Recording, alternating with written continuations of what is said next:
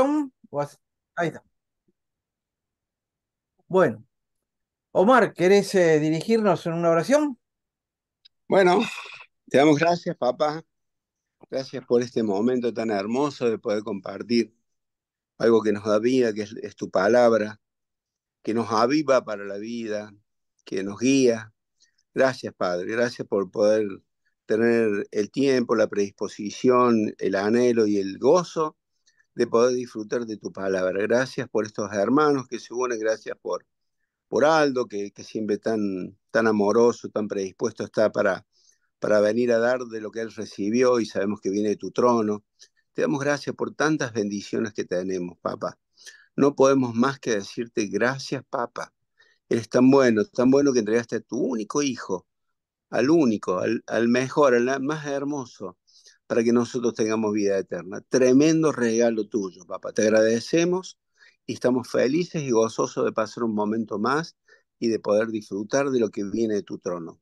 Háblanos, papá. Háblanos, papá. En el nombre del Señor Jesús. Amén, amén y amén. Amén. Bueno, Omar ya se ha vuelto pentecostal, ¿viste? Tres amén es pentecostal, dos es Ah, carismático, uno es cristiano normal. no, a mí dame pañuelo, dame lo que quieres, yo tiro para todos lados, a mí me gusta tanto. Bueno, vamos a seguir con Primera de Samuel 8, que es donde habíamos empezado el otro día. No avanzamos demasiado. Llegamos hasta el versículo 9, si no me equivoco. Y el tema era básicamente que el pueblo quería rey y lo hemos aplicado, hemos meditado, no sé si ustedes siguieron reflexionando un poco más sobre el tema de cómo en las iglesias, a veces sin darnos cuenta, ponemos pastores o líderes de acuerdo a esa imagen exterior que tienen y no siguiendo necesariamente la voluntad de Dios. Y me parece que ese es el punto crítico que está acá, porque todo lo que vamos a ver es el desastre que hicieron los israelitas por pedir rey y no reconocer que tienen un Dios, porque en realidad ellos lo que querían es ser independientes de Dios. En todo caso, tener un Dios que les dé un rey para que los cuide. Es una especie de la oración esta, Señor, dame, dame, dame, en el nombre de Jesús. Amén. Es la oración de pedidos, la preocupación para que Dios nos dé cosas, ¿no? Em, y no le agradó a Samuel, le cayó mal, pero Samuel no contestó de por sí. Fue a Dios, le preguntó y Dios le dice, hacé lo que te dicen, no te preocupes, no es a ti al que te desechan, sino que es a mí. Esperen que, ahí está. Es a mí al que me están desechando. Así que no te lo tomes a pecho, el problema no es con vos, el problema es conmigo.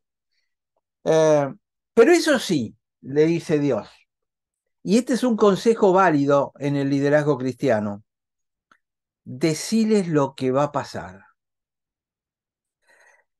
Yo creo que este deciles lo que va a pasar es el meollo del concepto de profeta. Es decir, profetizar es decir lo que va a pasar. Hoy en día en que se ha desarrollado toda esta falsa doctrina de los profetas nuevos que vienen y te dicen lo que te va a pasar, lo que le va a pasar a todos lados. Eh, Hasta Haggai ahora trae una profetisa, un profeta, una cosa así. Y yo personalmente estoy absolutamente en desacuerdo con eso. Yo creo que la única profecía que nosotros después de la resurrección de Cristo podemos hacer es anunciar que Cristo viene otra vez y cuáles van a ser las consecuencias de nuestros pecados, de seguir o no seguir a Dios. Creo que es a lo único donde los profetas pueden acercarse. Pero le dice, versículo 9, oye su voz, pero protesta solemnemente contra ellos y muéstrales cómo los tratará el rey que reinará sobre ellos. Es decir, no es solamente lo que te va a pasar, esto es lo que te va a ocurrir y que el rey va a hacer. Es lo que estás pidiendo que yo te voy a dar. Después no me vengas a llorar, ¿eh? A llorar a la iglesia, que es lo que hacen nuestros miembros, van a llorar. Pero van a llorar después de que lo pidieron. Es decir, esto te va a pasar, aguantátela. Vos lo pediste, ahí lo tenés. No venga después, ¡ay, Señor, me equivoqué! Perdón, perdón. Yo te perdono, pero tenés que bancarte las consecuencias. Es un problema tuyo ahora. Y yo creo que Dios actúa así. Muchas de las cosas que nos ocurren, creo que tienen que ver como consecuencia de pedidos mal hechos que hemos hecho. Tenemos que ser muy cuidadosos en la oración. ¿Qué pedimos, cómo y por qué? Me parece que aquí viene la reflexión de este punto. Entonces el versículo 10 dice, y refirió Samuel todas las palabras de Jehová al pueblo que le había pedido rey. Fíjense cómo dice, al pueblo que le había pedido rey. No se la dijo a todo el pueblo que no había pedido rey. Las palabras se las dijo a los que habían pedido el rey, que de alguna manera eran los desobedientes, digamos. Dijo entonces, versículo Pero, 11, pero Aldo, tienen que haber sido representantes muy nobles para que hayan tenido esa autoridad. Deben yo haber creo que sido, debieron haber sido los ancianos de las tribus, claro, exactamente, ¿sí? Pero fíjate vos que siempre hubo un Josué, un Caleb, siempre hubo alguno que es bíblicamente lo que se llama el remanente. Es increíble, no sé si ustedes se dieron cuenta de esa, es una doctrina del Antiguo Testamento, a ver si puedo tener más luz acá, es una doctrina del Antiguo Testamento sobre todo, siempre queda un remanente. Es decir, Adán y Eva se multiplicaron, bla, bla, bla, bla, bla, viene el diluvio, pero quedó un remanente, que fue Noé. Después de Noé crecen los pueblos y crecen y crecen y crecen, y al final aparece un remanente, que es Abraham y su descendencia. Israel crece, crece, se va a Egipto, y los que salen de Egipto son un remanente de todos los que se habían ido a Egipto. Y es una historia que se va a repetir permanentemente. Siempre la mayoría se va de mambo, hace las cosas en rebelión, pero siempre queda un grupito que vuelve. Lo llevaron a Babilonia, hay un remanente que vuelve con Esdras y Nehemías. Estaba todo corrompido para la época de Jesús, y Jesús encuentra no solo sus 12 discípulos, sino aquellos que lo siguieron, un remanente. La iglesia empieza a crecer, a crecer, a crecer, hasta que se corrompe terriblemente y aparece el remanente de la iglesia protestante. ¿Se dan cuenta que es como un principio que se repite regularmente? Y si lo aplican a la iglesia, las iglesias en general empiezan muy fuertes, porque empiezan alrededor de un remanente. Y si es un remanente, esas iglesias crecen. Y en el crecimiento empiezan a dispersarse, a perderse, hasta que Dios levanta un remanente de adentro de las iglesias particulares. A veces la saca de la iglesia, a veces se divide y empieza como de nuevo.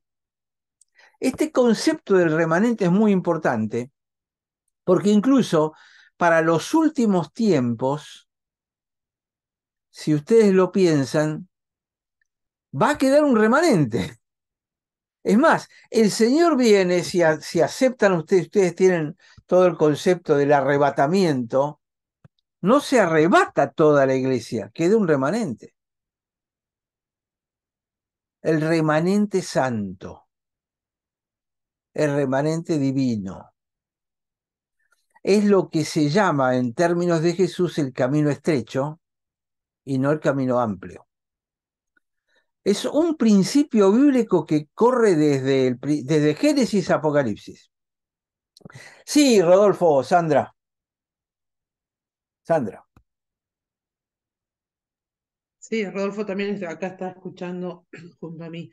Vos sabés que una vez, ¿cómo estás, Aldo? Bien, bien. Vos sabés que leí un libro de John White que decía que el Señor permitía ciertos movimientos como de limpieza, como vos decís, y surgía algo. ¿Y qué pasaba? Venía ese renuevo, pero la gente terminaba como aferrándose a esas estructuras, ¿sí? Pasaban los siglos, supongamos un siglo o dos, y el Señor permitía otro movimiento fuerte para desestabilizar y que ellos pudieran no depender de esas estructuras, ¿no? Y hablamos de institutos, bueno, y eso me llamó la atención, Es que así. el Señor permitía eso, ¿sí? Para que no estén fijos, porque se levantaba orgullo en eso. Se los completo con otro concepto cuasi filosófico como este. Estos son temas de principios bíblicos muy grandes. Fíjense que Israel más o menos se mantuvo fiel a Dios durante el Éxodo cuando caminaron y se movieron, cuando fueron peregrinos y cuando tenían un tabernáculo que viajaba con ellos. Cuando entran en tierra prometida y empiezan a afincarse, empiezan a establecerse, se reparten la tierra, empiezan a corromperse. Y se empieza a repetir este círculo que estábamos viendo. Y aparece la construcción del templo. ¿A David? No, no, no, David, a vos no. Lo va a construir tu hijo en todo caso, pero no a vos. ¿Por qué? Porque vos sos el modelo a seguir y no quiero que se estanquen. Aquí está la palabra clave. Los cristianos, cuando nos va bien, nos estancamos y dejamos de peregrinar o dejamos de sentirnos peregrinos. Cuando preguntaban quién es Abraham, Abraham es un peregrino, es el antepasado de todos, pero era peregrino porque viajaba todo el tiempo. Es cuando te estableces cuando empieza el peligro. Y esto es aplicable a las iglesias. Cuando la iglesia adopta esa estructura que Sandra estás diciendo y se acomoda a la estructura y se siente cómoda en la escritura, en la estructura, es cuando esa iglesia empieza a corromperse, porque dejó de peregrinar, deja de salir afuera, ahora se concentra adentro. Ahora pintemos la iglesia, ahora renovemos los bancos, hagámoslo más lindo. Siempre que hablo de esto, yo recuerdo una iglesia que visité en el sur de Estados Unidos, no me acuerdo pero uno de esos estados del sur muy evangélicos, conservadores tradicionales. Y me llevaron a mostrar una iglesia en la cual entré. Era una iglesia con capacidad para 10.000 miembros. En su momento estaba llena de gente. Entonces, como andaba muy bien y la gente tenía dinero, la renovaron y yo la vi por dentro. Debía tener 20 metros de alto, el salón principal, 30, 10.000 personas, imagínense el lugar, ¿no? Todos los asientos de terciopelo, las paredes, mármol, de abajo arriba, las ventanas, terciopelo rojo de arriba abajo. Eso era una fortuna lo que se invirtió ahí. Cuando ocurrió esto, porque crecieron y ya eran, qué grandes somos, ¿qué ocurrió? No me acuerdo cuál fue el problema, pero un problema con el pastor, no me acuerdo si algún adulterio, una cosa de ese tipo, y la iglesia explotó por los aires, y en el momento que me llevaron a visitarla, había algo así como 200 miembros o 300, una cosa así chiquitita, perdidos en semejante templo. Lo tenían que vender porque no lo podían sostener, mantener. Luz, impuestos y todo esto, eran demasiados pocos. Es como que cuando te dedicas demasiado, y ¿se acuerdan del libro de Ageo en el Antiguo Testamento? Donde Dios le dice, ustedes tienen todas sus casas por dentro con paneles, porque las casas se recubrían con telas. Dice, y mi casa está en ruina. Dios dice, yo los traje desde allá. Tenían que reconstruir el templo y en lugar de reconstruir el templo utilizaron toda la plata y el oro que traían y la invirtieron en sus casas. Y ustedes viven como reyes en sus casas y mi casa está en ruinas. Hay 4 profecías en Ageo y las 4 tienen que ver con el progreso de la construcción del templo. Entonces, van unidos estos dos conceptos. La aplicación personal para mí, esto me lo enseñó Samuel Lieber hace 50 años. La aplicación personal para mí es nunca dejes de darte cuenta que seguís siendo un peregrino. No te establezcas en ningún lado. No te sientas súper cómodo a donde llegaste, a donde estás. Y esta es la tendencia muchas veces, el pastor lo nombra pastor y quiere estar ahí 25 años. Yo recuerdo cuando llegué a la iglesia que me contrataron como pastor, le dije, mire, yo voy a estar 8 años máximo, porque yo creo en la rotación. No, ¿cómo esto, lo otro? Bueno, estuve 10, en definitiva. Pero a los 10, los últimos 2 años el Señor me llamó 6 veces para ir a Haggai. 5 veces le dije que no, hasta que al final dije, no, tengo que creer en aquello que me fue enseñado. Y entonces sentimos que era la hora de partir. Pero a mí me parece que si queremos bendición tenemos que comportarnos como peregrinos, con lo cual no te aferrás a las cosas. Porque si no es fácil aferrarse. Les soy honesto, chicos, nunca más volví a ver una iglesia como la que teníamos nosotros. Y no es por lo que yo hiciera, es por lo que el Espíritu Santo estaba haciendo en ese lugar. Y esa iglesia prácticamente desapareció hoy. Nosotros habíamos tenido como 500 personas. Hoy en día me dicen que no llegan a 100 a veces en el culto. Porque quisieron agrandarse, fueron al colegio y... ¡Oh, grande!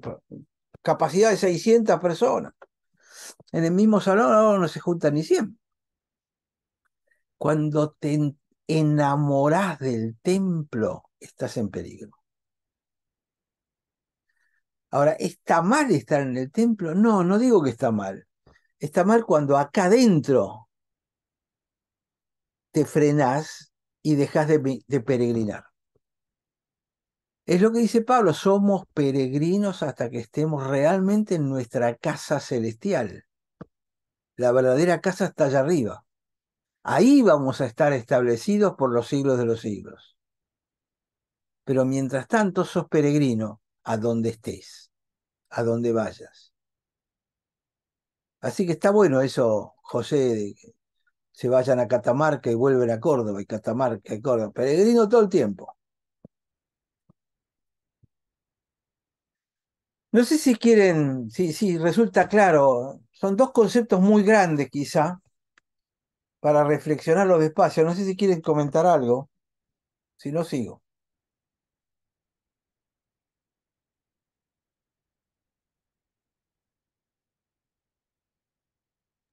Yo el otro día decía que con la heladera llena se hace más difícil creer en Dios. Tiene que ver con esto, justamente. Eh, las- y las luchas de la edad también, porque a medida que va uno es más joven, es más alocado en su peregrinaje. Pero cuando los años pasan, me da la sensación de que uno tiende a, o será que peregrina más lento, o ya no tiene tantas ganas de peregrinar alocado, entonces tiende a acomodarse, más allá del reemplazo generacional, uno se aferra ya a otras cosas y por ahí eh, también la relación con Dios corre peligro no de perderse, pero Rutinizarse, sí de, claro, rutinizarse. exactamente, que quede más a rezar un Padre Nuestro que a una relación viva, ¿no? Sabés que, Me parece que es muy natural.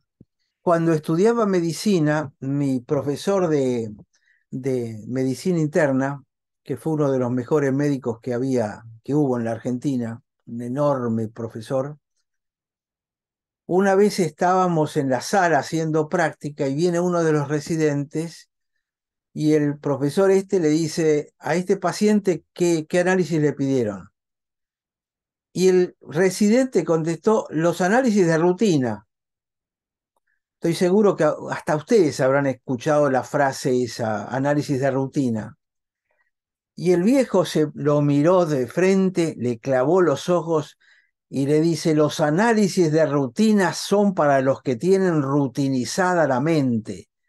Esos se llaman análisis básicos.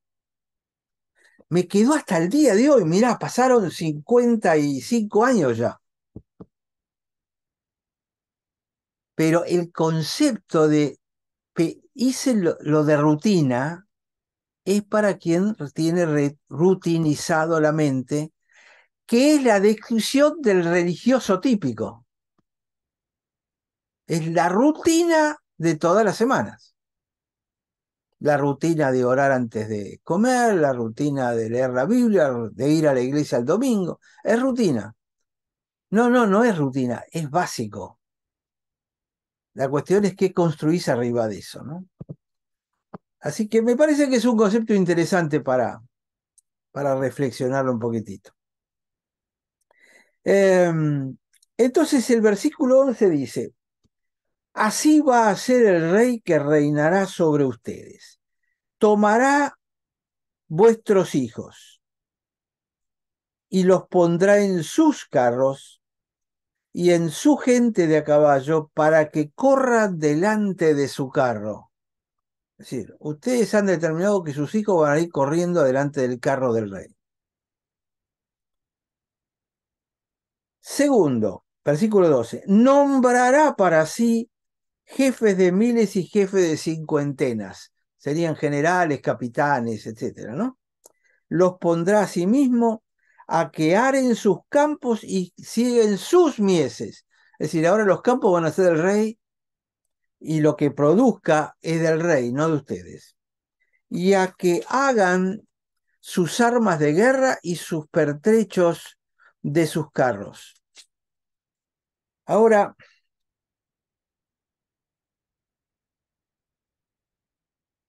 fíjense que el versículo 11, si marcan la Biblia, marquen que dice, tomará vuestros hijos. 12 y nombrará. Son los verbos que hasta ahora les estoy marcando.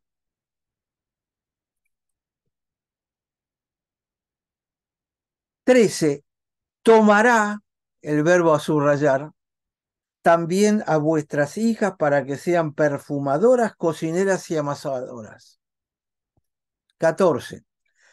Tomará lo mejor de vuestras tierras, de vuestras viñas, de vuestros olivares, y los dará a sus siervos.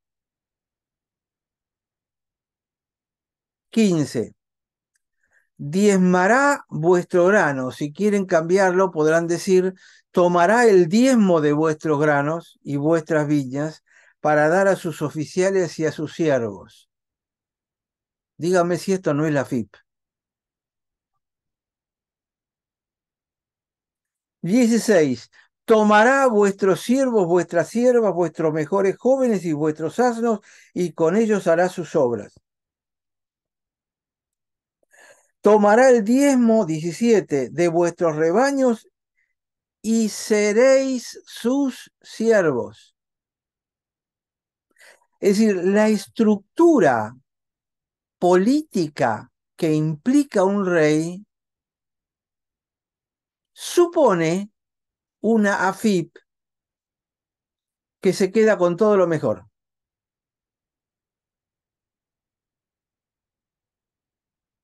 18.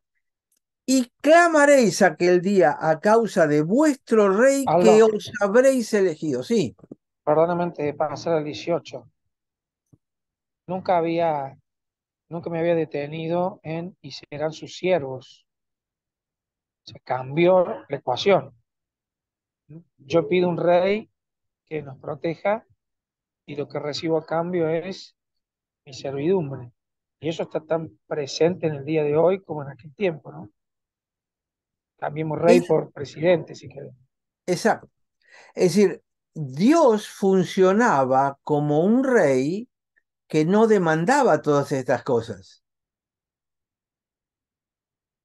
que lo único que demandaba es preocuparte del que tenés al lado, de tu prójimo. Pero la estructura política requiere todas estas cosas. Y de paso, la iglesia no es una nación. Porque hay veces cuando nombramos un pastor y nombramos un comité administrador y todo esto, empiezan a funcionar con las leyes de la política del mundo. Pero la iglesia no es una nación porque requiere un tipo de liderazgo diferente. Por eso lo que son virtudes de líderes para una nación no coinciden con las virtudes de los líderes cristianos. Porque la iglesia y la nación no son comparables.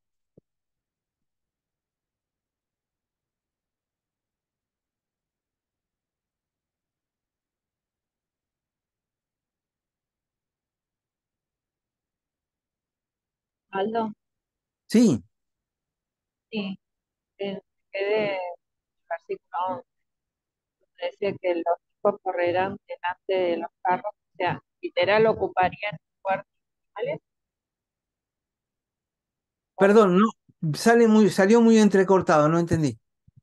sí, en el versículo 11, cuando los hijos correrían delante de los carros, sería en el lugar de los animales, digamos, en lugar de los caballos o delante de los caballos. Para mí la forma en que iban No, a la guerra.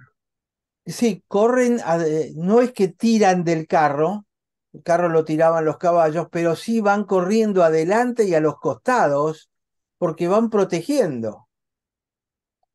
Es decir, Es la si lo forma en que se quieren atacar, estructuraban para ir a la guerra. Y la claro, forma en que se estructuraba el ejército. exacto, si lo quieren atacar al rey van a tener que pasar por los hijos que van a estar corriendo al costado, son los guardaespaldas, digamos.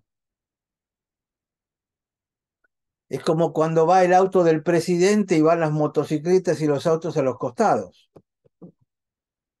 Ese es el concepto. Es decir, van a tener que dar sus vidas por ese rey. Y aparte cansarse por ese rey, porque hay que ir corriendo, ¿eh? Los caballos tiran del carro, el rey va piola ahí arriba, pero los muchachos que van corriendo al lado tienen que tener muy buen entrenamiento.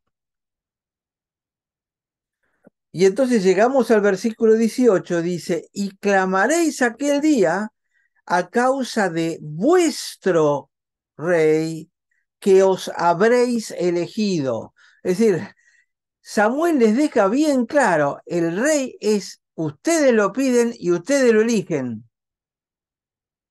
Y clamarán ese día cuando ese rey les exija todas estas cosas, pero Jehová no les responderá en aquel día. 19. Pero el pueblo no quiso oír la voz de Samuel y dijo, no, habrá rey sobre nosotros. Muy bien, yo te lo doy, no me vengas a llorar después. Siempre me viene una historia que le recuerdo a Samuel Libre allá en mis comienzos, que decía que esta chica se había enamorado de un muchacho rubio, ojos celestes, alto, fornido, grandote, era una belleza. Señor, te pido que me des a Luisito en el nombre de Jesús. No, pero no es lo bueno para vos, no es lo mejor, yo tengo otra cosa. Y dale, y la chica todos los días y pedía, y no, yo quiero a esta, Luisito, y Luisito, y Luisito, y Luisito. Hasta que al final, cuando le piden el nombre de Jesús, Dios dice, está bien, ahí lo tenés, ahora bancátelo. Claro, a los 2 o 3 años resulta que Luisito era un golpeador, un borracho, y la chica va a pedirle a Dios, Dios, Dios, por favor, ayúdame, librame de todo esto, mirá lo que me pasó. Es la consecuencia natural de lo que pediste, de lo que deseabas, de lo que querías. Ahora bancátelo. Y esto sucede con las iglesias pidiendo líderes, nombrando líderes a las apuradas, nombrando líderes porque son amigos. Y esto es aplicable al país incluso. Ahora bancate lo que votaste. Querías esto, ahí lo tenés, mirá en qué terminó. Entonces, se llama consecuencia natural del accionar. Esta frasecita me quedó grabada hace 50 y pico de años. Consecuencia natural de mi accionar. Es decir, no es castigo de Dios lo que me pasa, es la consecuencia natural de mi accionar, de mi acción, de mi oración, de mi pedido, de mi deseo, de mis acciones. Es decir, yo puedo después pedir perdón y decir, bueno, ayúdame a salir de esto, y Dios te va a ayudar, pero las consecuencias, como decía Samuel con esta chica, quedó embarazada, era soltera, y el embarazo te va a seguir y vas a terminar y vas a tener un hijo y lo vas a tener toda la vida. La consecuencia natural te va a seguir por los siglos de los siglos. No te lo podés librar. Yo te puedo perdonar, podemos empezar de nuevo, pero la consecuencia natural de nuestro accionar no hay que confundirla con el castigo de Dios. En realidad, castigo de Dios teológicamente hay uno solo, que es el castigo final. Es decir, a esa persona privarla de la presencia de Dios por toda la eternidad. Ese es el único castigo bíblico que Dios da. Todo lo demás son disciplinas del Señor.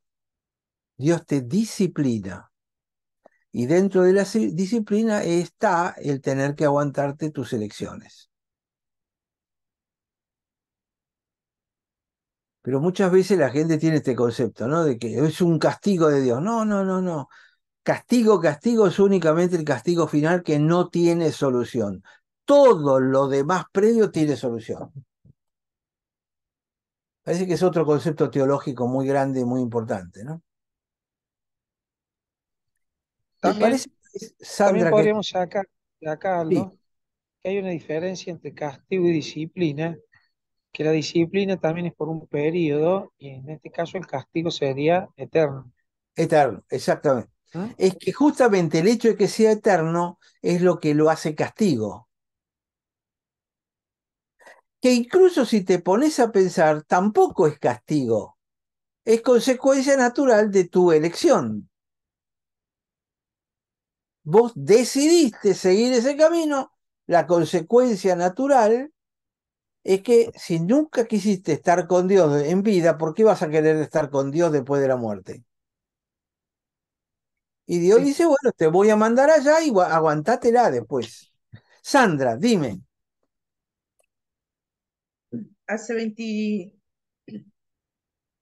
25 años atrás, hace poquito habíamos llegado a Ushuaia y Rodolfo estaba navegando a full, había dejado prefectura ya, y yo estaba mucho tiempo de vacaciones, justo era época de vacaciones con los chiquitos, los tres menores, los tres mayores. Eran pequeños en ese entonces y yo tenía miedo porque vivíamos en un departamento, ¿no? Y tenía mucha vegetación, bosque abajo, y empecé a ver casas. Fue un tiempo donde hacía 2 años yo había conocido al Señor y el Señor me mimaba respondiendo a todas mis oraciones. Y empecé a buscar por motus propio una casa y le mostré a Rodolfo. Rodolfo no quiso, no quería, decía que no era en ese momento, pero yo estaba muy metejuneada con una casa y pedimos un crédito, todo lo demás, nos metimos, estaba el dólar 1 a 1 y nos metimos en un crédito a dólar, tasa variable, ¿no? No, fijo era. Tasa variable a 15 años. 15 años tasa variable. Sí, en peso era fijo, ¿sí? Entonces, eh, bueno, yo estaba embarazada, estaba de unos 6 meses más o menos, no sabés cómo volé para presentar los papeles y todo lo demás, me habían rechazado, yo seguía presentando, me dieron el bendito crédito y adquirimos la casa. Entonces, al año, el dólar se piantó. Y a nosotros nos redujeron un 40% los saberes. Entonces yo terminé odiando esa casa. Pues yo mi idea era comprarla y hermosearla, pero no tenía ni para comprar una lata de pintura ni hacer nada. Y ahí yo me di cuenta que era el cuando uno programa, ¿sí? Planifica y dice, Señor, bendice esta planificación y le pedí perdón al Señor porque yo, claro, el Señor me ponía tantas trabas porque Él sabía lo que venía, yo no. Y yo me metejoneé y el Señor, pero patente vi que dice, bueno, vos te metejoneás con esta casa, golpeate. Y se corrió y me golpeé. Así que eso aprendí mucho, me sirvió de lección eso y siempre lo comparto con usted, bueno, porque justo me parece que viene al caso. Yo me metí en ese lugar y eso. Pagué las Apocalipsis, consecuencias. creo que Apocalipsis 3:5 dice, Dios es el que abre puertas que nadie puede cerrar y que cierra puertas que nadie puede abrir. Traducido al lenguaje práctico de todos los días es cuando las puertas no se abren con facilidad y se te cierran, ¿por qué no te sentás a orar y a esperar a ver si no estás metiendo la pata? Porque muchas veces que no salga una cosa significa que Dios me está queriendo decir algo. Pero cuando yo obcecadamente digo, no, no, no, esto es lo que me gusta, esto es lo que quiere, Dios dámelo. Ahí es donde metemos la... Cuando forzamos la puerta, cuando Dios la está tratando de entornar, ¿no? Este sería un ejemplo de esto. Lo que pasa con el pueblo acá. Dios no quería, lo manda a Samuel y se decide todo lo que va a pasar. Les tomará esto, tomará esto, tomará esto, tomará esto. Y fíjense que hay iglesias. Vamos a sacar un poquitito el contexto. Hay iglesias, siempre cuento aquella iglesia, creo que tenía 32, no, eran, no, tenía 25 miembros y 32 actividades, o 32 ministerios, pero 25 miembros. Es decir, ojo con las iglesias que tienen demasiadas actividades, porque van tomando un montón de personas y las ponen a trabajar, a armar cosas, porque el concepto es cuanta más actividad hay, más santos somos.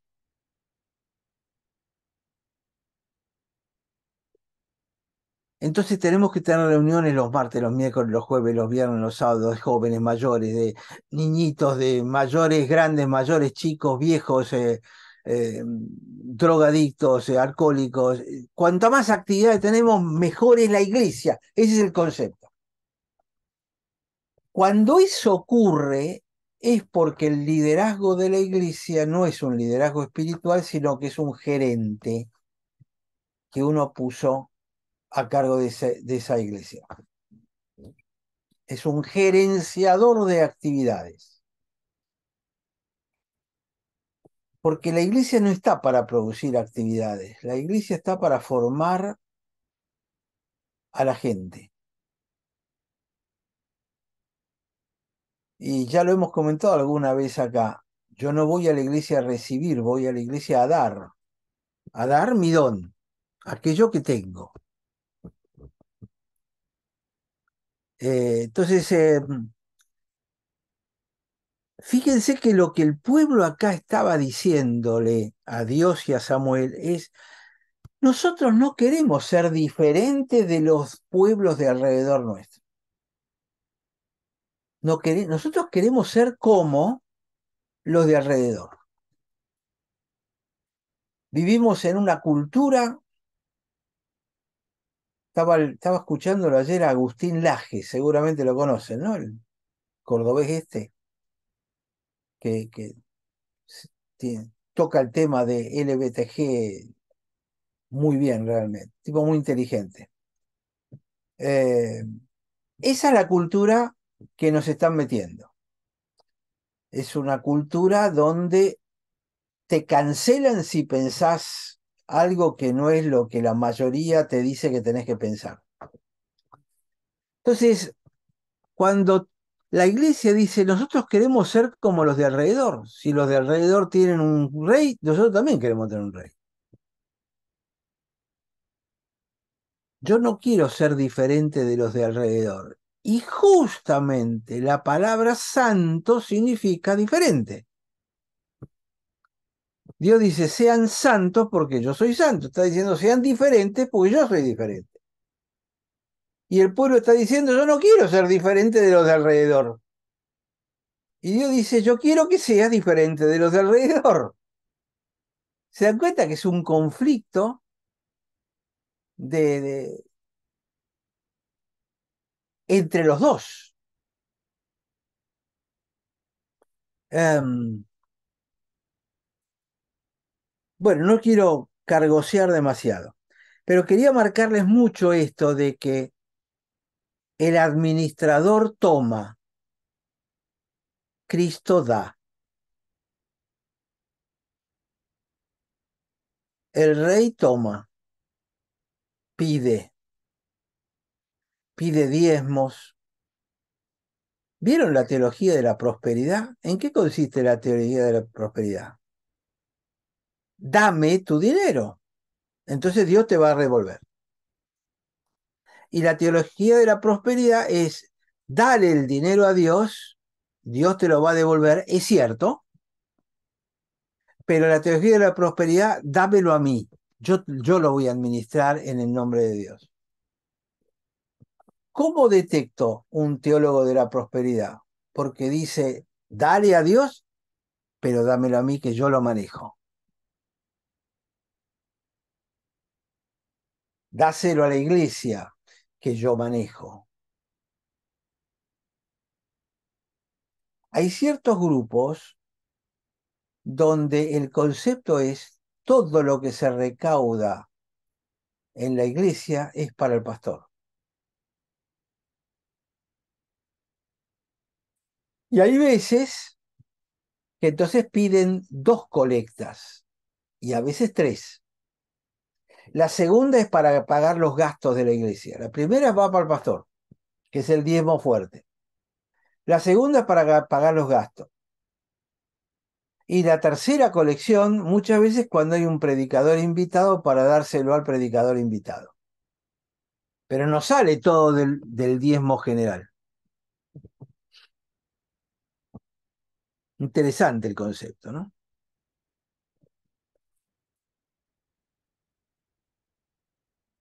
Entonces en el versículo 19 dice, pero el pueblo dijo, no, queremos rey sobre nosotros, y nosotros seremos también como todas las naciones, y nuestro rey nos gobernará y saldrá delante de nosotros y hará nuestras guerras. Así que Dios, podés descansar, quedate tranquilo, ahora el que va a pelear es nuestro rey y nosotros. No me molestes, Dios, apartate de nosotros, porque nosotros ahora vamos a saber cómo pelear con los de alrededor. 21. Y oyó Samuel todas las palabras del pueblo, se las refirió en los oídos de Jehová. Me lo imagino a Jehová llorando, ¿no? Y Jehová le dijo a Samuel, oye su voz y pon rey sobre ellos. Entonces le dijo Samuel a los varones de Israel, váyanse cada uno a su ciudad.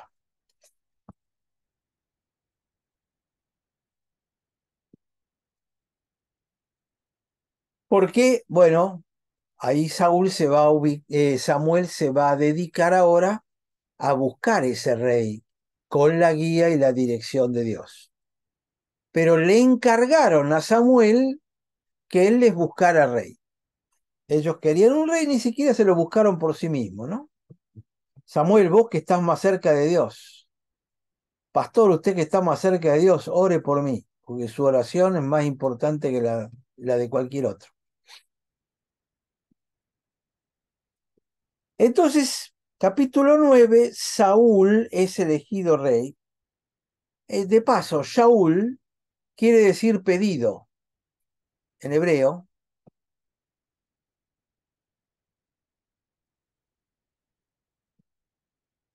Casualidad, ¿no? Esas casualidades de Dios. Bueno, Saúl le habrán puesto porque había sido pedido a Dios por los padres.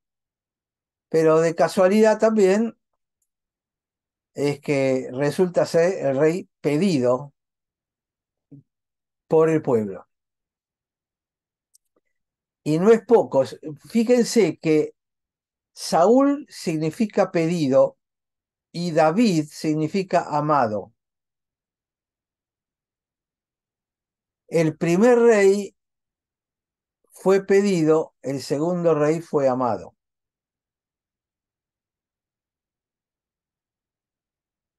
Son esas sutilezas de la palabra de Dios, ¿no?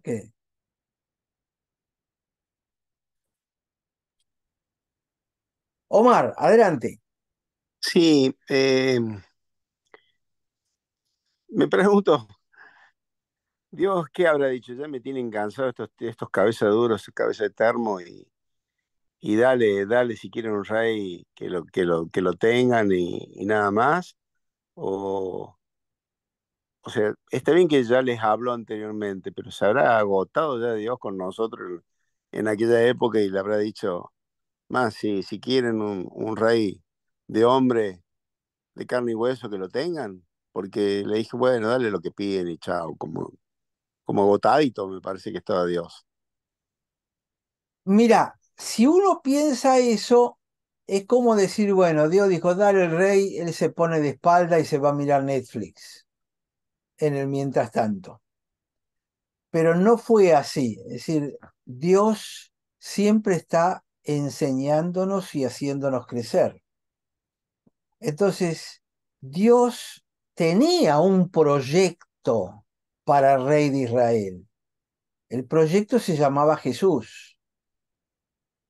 De alguna manera, no es que tuvo que cambiarlo, sino que no cambió la esencia principal, pero si puedo ponerlo en términos humanos, es como que Dios dice, bueno, les voy a enseñar en qué consisten los pedidos de los hombres y en qué consisten los pedidos míos, en qué consiste el corazón del hombre y en qué consiste el corazón mío. Entonces, el rey Saúl fue elegido porque era, digamos así, la coincidencia perfecta para lo que el pueblo deseaba. Es algo así como si a inteligencia artificial le hubieses preguntado, Dios, esto es lo que quiere el pueblo. De todos los hebreos que hay, ¿quién es el que mejor encaja en esta idea que tienen los hombres de lo que es este rey que están pidiendo? Y entonces la inteligencia artificial dice Saúl. ¿Vieron? La inteligencia artificial no es inteligente para buscar lo mejor. La inteligencia artificial busca lo que mejor encaje con lo que la persona está pidiendo, dentro de lo que se conoce. Entonces, dentro de todo el pueblo hebreo, Dios dice, bueno, Saúl, es lo que vamos a ver ahora, Saúl es el que mejor coincide con lo que los hombres están pidiendo. Vamos a dárselo y después que se la aguanten, porque ya van a ver, él es el representante de los judíos, de los hombres judíos. Después, cuando vean qué es lo que ocurre y qué hay en el corazón, no de Saúl, en el corazón del pueblo al cual Saúl representa, yo les voy a mostrar lo que es un rey de acuerdo a mi corazón. Y ahí aparece David. Por eso Jesús siempre decía que él era el hijo de David, o lo llaman hijo de David. ¿Por qué? Porque es hijo del amado. Entonces, acá entra el concepto fundamental que va a estar en choque, porque la mayoría de todo lo que vamos a ver en las próximas semanas tiene que ver con Saúl, con entender dónde está parado el ser humano en la carne. Es decir, ¿cuál es el corazón del hombre que busca un rey de acuerdo a su imagen y semejanza? ¿Se acuerdan? Dios creó al hombre a su imagen y semejanza. Bueno, el pueblo pide un rey a su imagen y semejanza. Y entonces Dios dice, Saúl es el que mejor encaja en la imagen y semejanza de lo que el pueblo quiere. Entonces, analizando a Saúl y su accionar, vamos a estar mirándonos a nosotros mismos dónde está parado el corazón del hombre que no mira a Dios. Y como todos tenemos una parte de eso, en eso consiste básicamente el estudio bíblico, en lograr cosas a identificar que sean nuestras, que sean parte nuestra. ¿Se entiende a dónde estoy apuntando, Omar? Sí, perfecto, perfecto. Y bueno, y ahora voy a la actual. ¿Qué debe decir Dios de nosotros que somos tan cabeza dura? Que ya vino Jesús. ¿Qué debe decir que estamos tan rebeldes, tan poco, tan poco, eh, ¿cómo, cómo decirlo, no? Tan poco obedientes con Él, que el mundo le da la espalda, y aún los que seguimos a Dios también nos equivocamos. ¿Qué debe decir Dios de nosotros Omar, actualmente? el hombre no cambió desde Adán y Eva. Lo grande que tiene la Biblia, si estudiás Génesis 1, 2 y 3, es que esa imagen estudiada en profundidad de el carácter de Adán y el carácter de Eva es el mismo durante el Antiguo Testamento, el Nuevo Testamento y la actualidad. Nosotros no somos diferentes. Es decir, Dios le llamaba a Israel pueblo duro de cerviz. La cerviz es el cuello. Duro de cerviz significa de los que andan con el cuello paradito, la cabeza en alto. Yo siempre decía, aquellos que andan con la nariz más alta que la frente, cuando en la vida hay que andar con la frente más alta que la nariz. Perfecto. Entonces, no es que somos peores, pero tampoco somos diferentes. Y acá está justamente la razón por la cual yo hago este estudio sobre Saúl. Al no ser diferentes del pueblo y de Saúl, la palabra de Dios nos va a ir tocando en un montón de lugares como para que miremos para adentro y nos preguntemos, y yo no estoy parado en la misma, yo no hago algo de esto. O no es si lo hago o no lo hago. ¿Cuánto de esto sigue todavía vivo en mí para corregir? Que es la finalidad para mí de todo estudio bíblico. Es decir, la palabra de Dios, ¿en qué es? Es una espada de dos filos. Corta cuando entra, corta cuando sale. Entonces la palabra, si bien está para darnos ánimo, porque Dios nos dice, yo los estoy cuidando, quédense tranquilos. Pero viejo, cuando la palabra de Dios nos toca, es espada de dos filos, corta cuando entra, corta cuando sale. Date cuenta de la herida que te está marcando dónde estás lastimado. Así de simple, toda la cosa, ¿no? Muchas gracias, Aldo.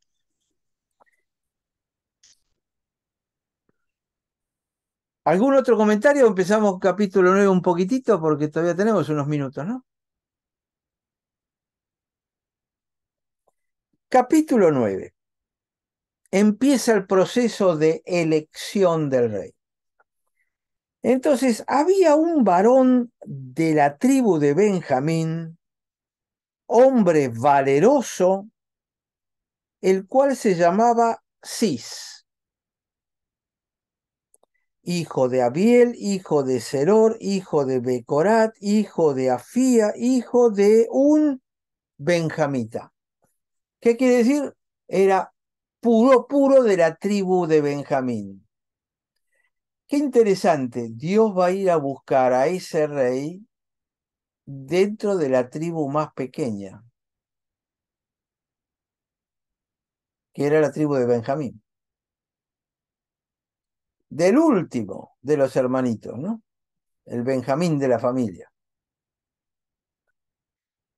2. Y tenía él un hijo que se llamaba Shaul, joven y hermoso. Entre los hijos de Israel no había otro más hermoso que él. Era Mr. Músculo. De hombros arriba sobrepasaba a cualquiera del pueblo. Es decir, hoy en día sería un jugador de la NBA, mucho más alto que los demás. Nota al margen. ¿Se acuerda que cuando David aparece en toda esta historia, ya en el capítulo 17, 16, 17, aparece la lucha contra Goliat, ¿no? Ese Goliat era un tipo, yo hice el cálculo, medía 2,94 metros. Ahora, el único que más o menos estaba cerca en altura, en tamaño de cuerpo, era Saúl. Y sin embargo, el que se enfrentó con él era un chiquilín, probablemente de 12, 13, 15 años, con una Honda, que era bastante peticito por otro lado. Pero se los marco así como para que lo recuerden para cuando lleguemos al capítulo 17 el año que viene. Porque va despacio este estudio. Entonces, era uno de la NBA. Es decir, es extraña la descripción que hace. Ahora, el hombre valeroso era Cis, el padre, pero no Saúl. Saúl era un salame, ustedes lo van a ver ahora. Era un salame, eh, casi un bueno para nada en ese momento. Entonces aparece la historia, versículo 3, se habían perdido las asnas de Cis, padre de Saúl, por lo que le dijo Cis a Saúl su hijo, toma ahora contigo alguno de los criados y levántate y ve a buscar las asnas. Y él pasó el monte de Efraín y de allí a la tierra de Salisa, y no las hallaron, pasaron luego por la tierra de Saalim y tampoco, después pasaron por la tierra de Benjamín y no las encontraron. Si ustedes, cuando uno lee esto, uno dice, bueno, dieron una vueltita por el barrio. Denme un segundo. Lástima que no lo preparé esto.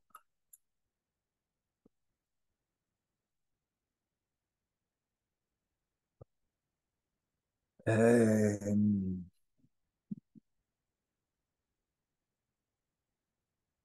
compartir pantalla. Compartir. Ahí deben estar viendo la pantalla. ¿Están viendo el mapa? Sí.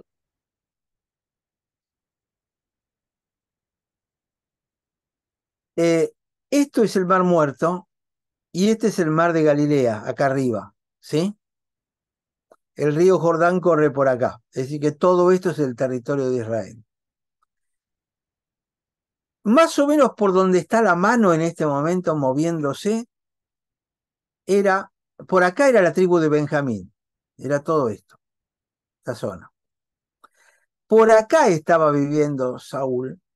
Lo mandan a buscar las asnas y sigan mi mano ahí. A ver, voy a acercar un poquito más para que tengan idea. Más o menos la vuelta que este muchacho dio buscando a las asnas es más o menos esto. Por donde va la mano. Se recorrió medio Israel dando la vuelta. Quería mostrárselo para tomar conciencia de que no fue una vueltita por el barrio, sino que fue una vuelta importante y no lograba encontrar las asnas.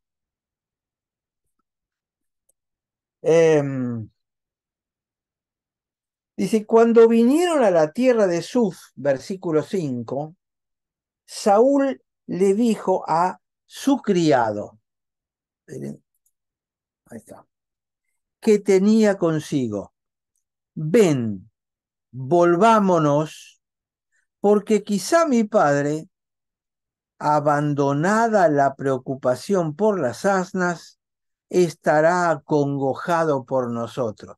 Claro, tantos días se fueron buscando las asnas que el padre dice, este salame se pierde 2 por 3, quién sabe dónde está, y debía estar preocupado por ellos. Ahora, fíjense que le dice al criado, volvámonos. Lo habían mandado a una misión, falló, bueno, vamos a volvernos. En la carne. Fíjense que Saúl no le pregunta a Dios, Dios, ayúdame, ¿dónde están las asnas? A ver si la puedo encontrar. No hay el menor apelativo espiritual, la menor señal de conducta espiritual para un hebreo. Le dice al criado, vamos, ¿por qué? Y porque el viejo debe estar preocupado. Dios, si estaba bien, si no. Entonces él, el criado, le responde, he aquí, ahora hay en esta ciudad un varón de Dios que es hombre insigne. Todo lo que él dice acontece sin falta. Vamos pues allá, quizá nos dará algún indicio acerca del objeto por el cual emprendimos nuestro camino. El espiritual era el criado. Es decir, acá en 2 versículos ven la naturaleza de Saúl y por tanto del pueblo de Israel. Era una naturaleza carnal, en la carne. Tiene que ser el criado el que le dice, mira, estamos en un pueblo donde, qué sé yo, estamos en Luján, vamos a la Virgen de Luján, acá está, al lado. Era una cosa más o menos así. es ir a dar una vuelta por Europa y de pronto estás en Roma y dices, bueno, vámonos que el papá debe estar enojado. Y entonces, pero ¿por qué no vamos si el Vaticano está acá al lado?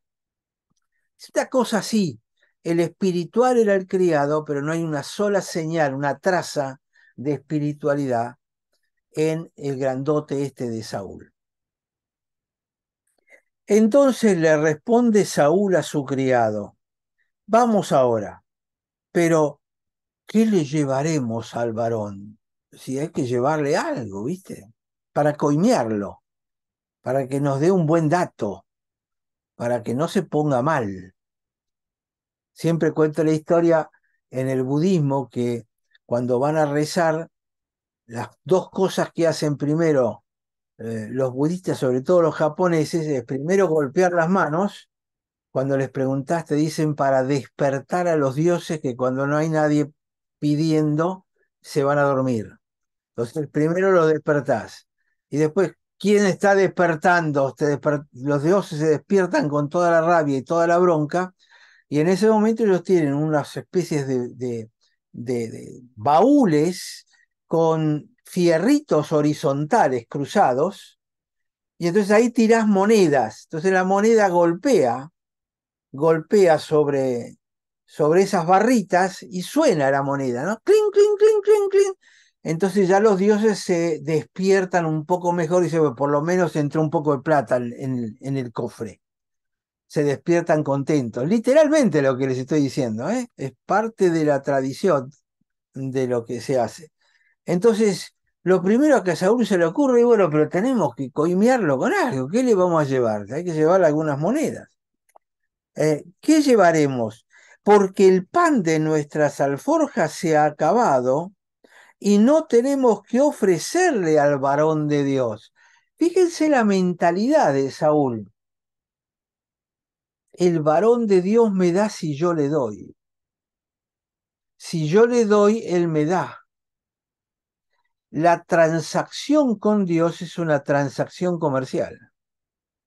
Yo le tengo que dar para que él me dé. ¿No le suena el diezmo y ofrenda? En el concepto de muchas iglesias carnales hoy en día. ¿Cómo querés que Dios te dé si vos no le das primero? Entonces, ¿qué le enseña? La mayoría de las iglesias está enseñando que para que Dios te dé, vos tenés que hacer tal y cual cosa, o comportarte de tal o cual manera, o darle tal o cual cosa.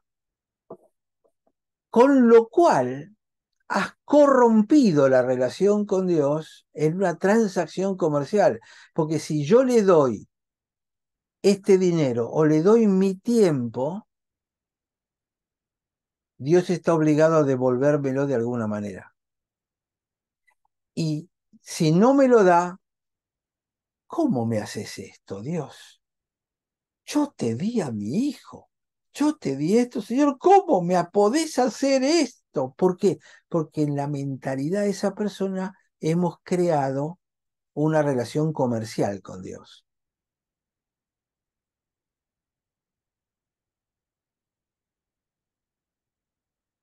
Es para pensarlo largo y tendido.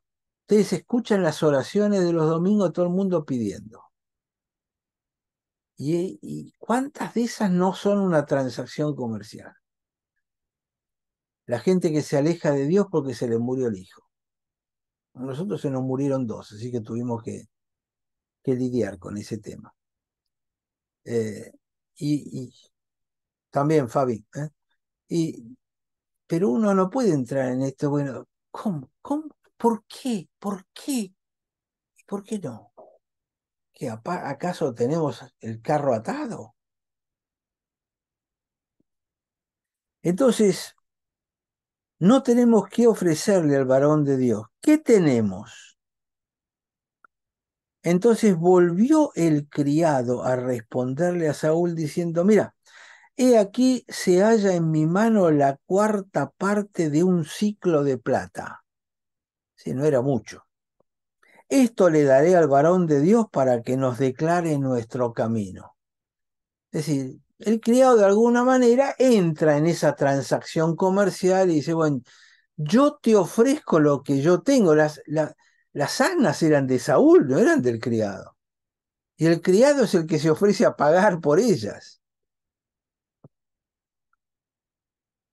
Entonces, versículo 9. Antiguamente en Israel cualquiera que iba a consultar a Dios decía así: venid y vamos al vidente, porque al que hoy se llama profeta, entonces se llamaba vidente. Hoy en día, al que lo llamamos profeta, es porque es un vidente. Oh, oh. Entonces le dice Saúl a su criado: dices bien, anda, vamos. Y fueron a la ciudad donde estaba el varón de Dios. Pero esto lo podemos aplicar a las iglesias. En Israel cualquiera que iba a consultar a Dios decía, vení, vamos al vidente. Hoy hacen lo mismo. Traen a alguien que viene de afuera para traer una profecía.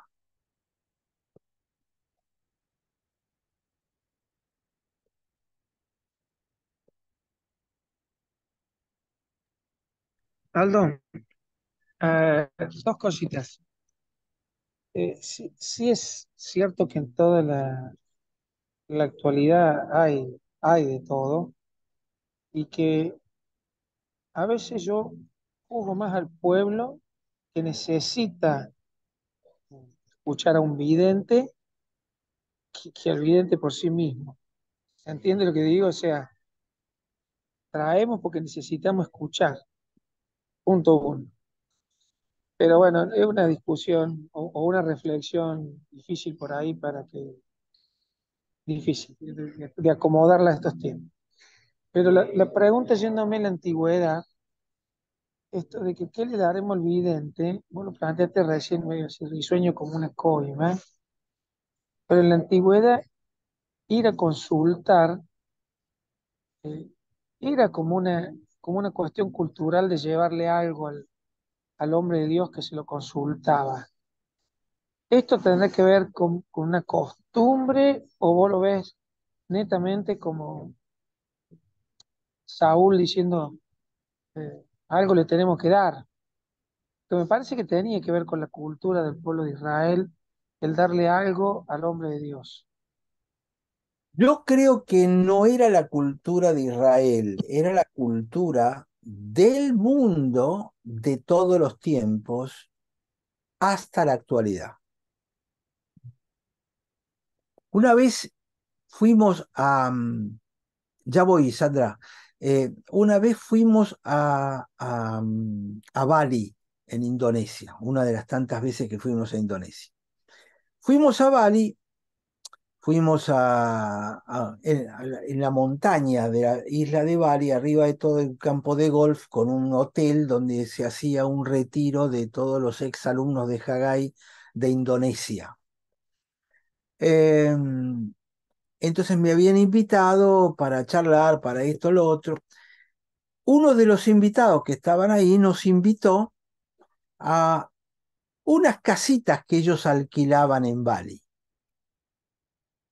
Nosotros no le prestamos mucha atención porque estábamos concentrados en la cosa, pero al final tanto nos insistieron que dijimos, bueno, nos vamos 2 días antes del retiro general a este lugar. Resulta que este lugar era una cabaña de 2 pisos con pileta privada de agua caliente, con un quincho enorme a donde nos servían con el sirviente parado al lado los desayunos, almuerzo, cena. Era una cosa de lujo que valía una fortuna por día. Nosotros pudimos estar nada más que 2 días porque nos quedamos, nunca pensamos que era semejante cosa. Pero bueno, cuando tuvimos que movilizarnos, llamamos un taxi. Entonces me subo en el taxi al lado de el chofer y fuimos hablando mientras bajábamos de la montaña hasta este lugar, y el hombre era hindú. Bali es una isla hindú. Indonesia es todo musulmana, salvo Bali. Bali es fuertemente hindú. Y entonces uno empezó a hablar de, bueno, qué hacíamos y yo empecé a contarle el retiro cristiano y de Cristo y si lo había escuchado, tratar de evangelizarlo, ¿no? Y en el transcurso de esto me dice el chofer, em, ¿sabe? Dice, ser hinduista sale muy caro. Yo me lo quedé mirando, digo, caro, ¿por qué caro? Dice, porque cuesta, todos los días tenemos que ir al Dios al cual nosotros adoramos, al cual, el cual pasa a ser el Dios de nuestra familia, y tenemos todos los días que llevarles frutas frescas. Tienen que cambiar todos los días. La vieja se desecha, no la pueden comer, porque estas fueron ofrecidas a los dioses, y y si compramos, le tenemos que llevar la mejor fruta, no la que tiene alguna fallita. ¿Y para qué? Para que no se ponga en contra nuestra. Y esto yo creo que resume lo que he visto en un montón de otras naciones que tiene relación con esto. En el budismo es así también, exactamente lo mismo. Se le dan estas ofrendas para que esos dioses y esos espíritus no se vuelvan en contra nuestra. Los están coimeando a los dioses, a los espíritus.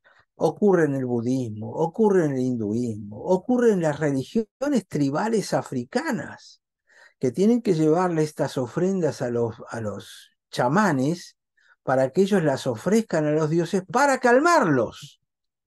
Porque la finalidad no es que me haga bien, es que no me haga daño.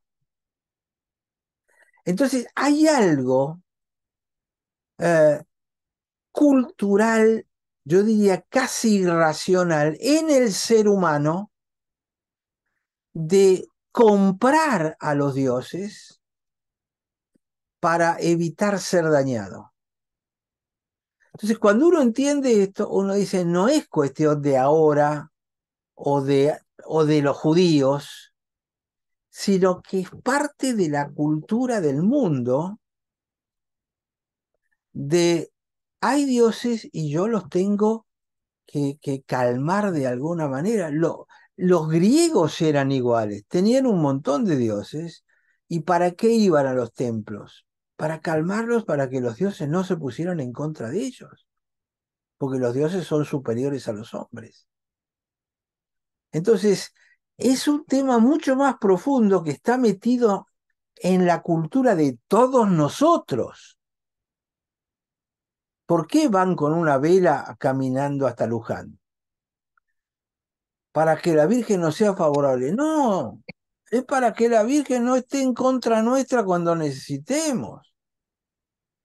Ora por nosotros ahora y en la hora de nuestra muerte. Amén, dice el Ave María. ¿Ora para qué? Para protegernos.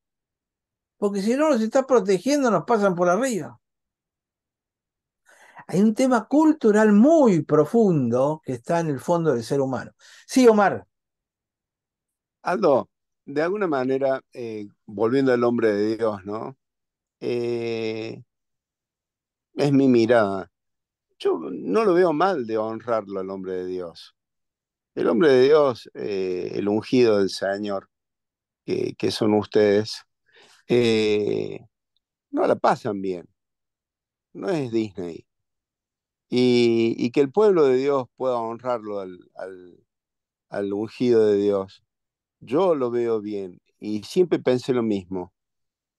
Si a mí me gusta que mi hermana tenga una linda casa, mi hermana de sangre, tenga una linda casa, tenga un buen auto y que pueda irse de viaje cuando pueda, ¿por qué el hombre de Dios no va a hacer lo mismo? ¿Por qué el hombre de Dios no puede vivir también algo que si a él le gusta y si le agrada, ¿no? Obviamente. Y bueno, y como parte del pueblo de Dios, honrarlo me parece que hay una parte que dice, honra a quienes te honran, ustedes nos honran a nosotros con su dar. Sí, pero estamos Eh, hablando de dos cosas diferentes, Omar. a ver, ¿en qué El me... obrero es digno de su trabajo. Sí, Es decir, que eh, el obrero debe comer de lo que produce y es legítimo que él esté sostenido por la congregación. No se discute. Yo lo que estoy planteando es cuál es la actitud de nuestro corazón cuando llevamos esa ofrenda. Ah, bien, ¿Es ofrenda o es coima? claro, Y lo que quiero marcar es con qué sencillez y facilidad lo que llevamos quizá conscientemente como ofrenda, en el fondo no es una coima. claro. A lo mejor es dame. A lo mejor te doy para que me des. Claro. Bien, Siempre planteo yo, en Estados Unidos hay algo que se llama el Día del Pastor o la Semana del Pastor, donde la iglesia honra a los pastores, les lleva desayuno, almuerzo, merienda y cena, o desayuno, almuerzo y cena, porque no tienen merienda ellos allá. Y la iglesia se turna durante una semana entera para llevarles la comida, por ejemplo. Y les regalan entradas al cine o a ver un espectáculo, o les regalan un tiempo al pastor y a toda la familia para que se vayan de vacaciones acá o allá. Eh, y es una tradición de la enorme mayoría de las iglesias en los Estados Unidos. ¿Alguna vez lo escucharon en la Argentina? no, no existe eso. No Va, existe, yo no lo porque no conozco. hay reconocimiento al hombre de Dios. ¿Por qué? Y porque ¿para qué le voy a dar si no me lo va a devolver de ninguna manera? Es parte de la idiosincrasia argentina, o si quieren Sí, latinoamericana incluso. Es decir, fíjense esto, y con esto terminamos acá, porque ya es la hora, pero eh, todos los países latinos, incluyendo Latinoamérica, España e Italia, todos se rigen por el modelo católico papal. Entonces, el caudillismo es fundamental en toda Latinoamérica. ¿Qué es el dictador? El dictador es el caudillo. En la Argentina, en Brasil, en Perú, en Chile, en donde quieran. Y la cultura es católica, donde yo voy el domingo a misa y le llevo, o si yo tengo que poner la limosna, no pongo ofrenda, pongo limosna, por lo menos. Y se imagina si no pongo nada lo que me puede pasar. Y la gente lo pone por temor, no lo pone por amor al Señor. Ahora usted dice, no, nosotros, sí, claro, pero nosotros no somos descendientes del catolicismo italiano. Somos descendientes de la cultura sajónica. Y la cultura sajona es absolutamente diferente. ¿Por qué? Porque no hay esa escala piramidal. Es una cosa mucho más horizontal. Es la cultura sajona que es completamente diferente. Todas nuestras iglesias derivan de ese tipo de cultura, de la cultura del esfuerzo, de la cultura de Lutero, de Calvino, de Inglaterra. Ese es el origen. Es del norte de Europa, no del sur de Europa. Y en el norte de Europa, fíjense que no hay caudillos. Ha surgido un Hitler, sí, pero en la latina ha surgido un Franco, el, el italiano. Es mucho más común. Fidel Castro, el Che Guevara, tienen un montón. ¿Cuántos líderes de ese tipo, así caudillos, se encuentran ustedes en Europa del Norte? Desde la Carta Magna, 1275, si no me acuerdo, cuando le pusieron límites al rey, no existen caudillos en Inglaterra. Es decir, hay un tema cultural en el fondo que permea la cultura de las iglesias y de la gente que vive en esos lugares, ¿no? Eh, entonces, el tema, como bien decís, es la motivación nuestra, que es a donde estoy apuntando con todo este estudio. ¿Cuáles son nuestras verdaderas motivaciones? No lo que aparece en la superficie, sino rascando la superficie, la humedad que hay abajo de la pared. Es buscarla. Y esto es lo que permea de acá. A mí me parece muy bien llevarle algo. Uy, mirá, qué bueno está Samuel acá, el profeta de Dios. Siempre están con necesidad. Vamos a llevarle algo, con un corazón generoso, pero no, le tengo que llevar algo a ver si nos dice dónde están las asnas.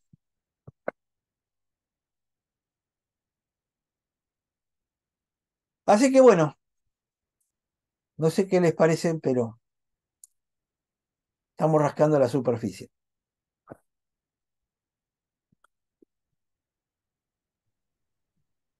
Como se dan Bueno, cuenta, el criado, el que es un poco más espiritual, pero de Saúl hasta ahora espiritualidad cero.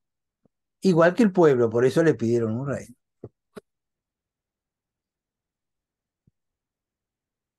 muy bien. Ahí anotamos muchas cosas para ir mejorando. Sin duda que a medida que vamos caminando uno piensa mucho de las costumbres diarias, de lo que uno va haciendo, porque así lo aprendió, porque así entendió que era y va sacando conclusiones. Bueno, muy bien, Aldo. Muy agradecido una vez más y nos estaremos viendo la semana que viene, si Dios quiere. Si Dios quiere, así será. Muy bien. Aldo, Sí, Aldo, la semana que viene, si podés empezar rápidamente, estuve viendo la prédica que compartió Analía, y ah, donde decís de Pedro, la piedra fundamental, y que dijiste, bueno, eso merece otro capítulo aparte sobre la piedra sí. fundamental de edificar en mi iglesia. Si rápidamente la semana que viene nos podés contar sobre eso. Sí, con todo gusto. ¿Mm? Sí, sí, es Porque, toda una predicación en sí misma. Eh, entonces la dejamos para otra vez. no, no, no, pero quiero decir, si me metía en eso, no terminaba en un tiempo razonable todo el capítulo 9 de Lucas. Entonces, por eso es Sí, que lo estuvo dejé de... hermoso, estuvo hermoso, estuvo hermoso. Gracias. Bueno, Gracias, chicos, gracias. vemos qué podemos hacer la semana que viene. De acuerdo. Bendiciones. Un Abrazo beso a para todos. todos. Chau, Chao, chau. chao. Chao, chao.